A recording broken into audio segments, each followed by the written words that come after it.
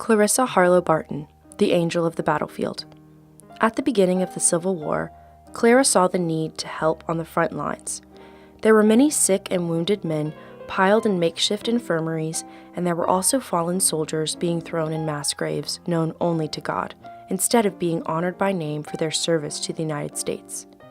Clara knew she needed to help and began to bring supplies from her home for the soldiers' comfort. However, some men believed that Clara, along with other female leaders of the Civil War, had no place at the front lines. During the course of her life, Clara had been a school teacher, founding the first public school in New Jersey, and a patent clerk for the U.S. government. As the founder of the New Jersey public school system, she was replaced by a man as superintendent, and she was fired by President James Buchanan from her post as clerk because he was opposed to women working in government offices. But Clara was determined to return to the battlefield. Her gender forbade her from fighting, but she knew she could use her God-given gifts to assist in nursing wounded soldiers and naming those soldiers who had fallen.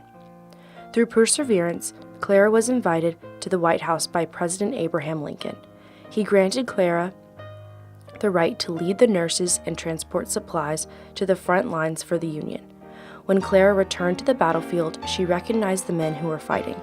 The boys she taught to read and write in Massachusetts and New Jersey had turned into men who were sacrificing their lives to preserve the Union. Every time a fallen soldier came to Clara, she used every resource in her power to find the name of the man.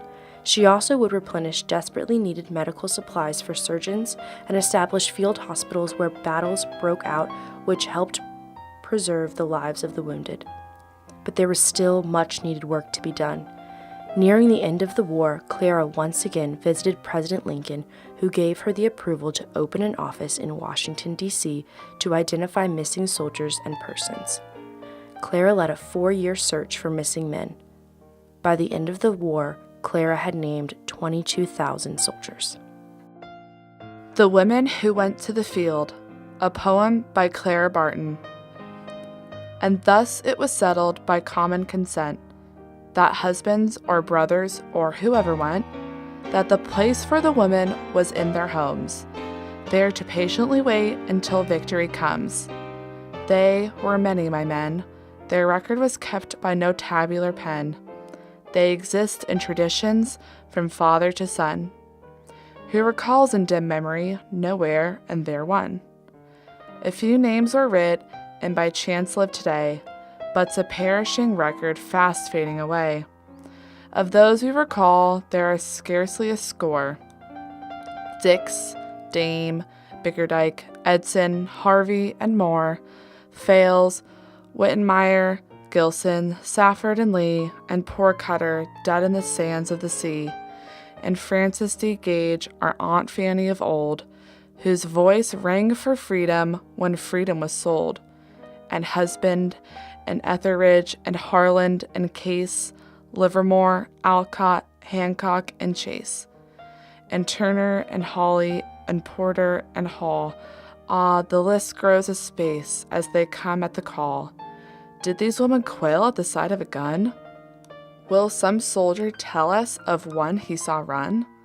Will he glance at the boats on the great western flood? At Pittsburgh and Shiloh did they faint at the blood? And the brave wife of Grant stood there with them then, and her calm, stately presence gave strength to his men. She nurses him back and restores once again to both army and state the brave leader of men. She has smoothed his black plumes and laid them to sleep, whilst the angels above them their high vigils keep. And she sits here alone with the snow on her brow. Your cheers for her, comrades, 3 cheers for her now. And these were the women who went to war. The women of question, what did they go for? Because in their hearts God had planted the seed of pity for woe and help for its need. They saw in high purpose a duty to do, and the armor of right broke the barriers through. Uninvited, unaided, unsanctioned oft-times, with pass or without it, they pressed on the lines. They pressed, they implored, till they ran the lines through, And this was the running the men saw them do. It was a hampered work, its worth largely lost. It was hindrance and pain and effort and cost. But through these came knowledge. Knowledge is power. And never again in the deadliest hour of war or of peace shall we be so beset to accomplish the purpose our spirits have met. And what would they do if war came again? The scarlet cross floats where all was blank then. They would bind on their brassards and march to the fray, and the man liveth not who could say to them nay. They would stand with you now as they stood with you then, the nurses, consolers, and saviors of men.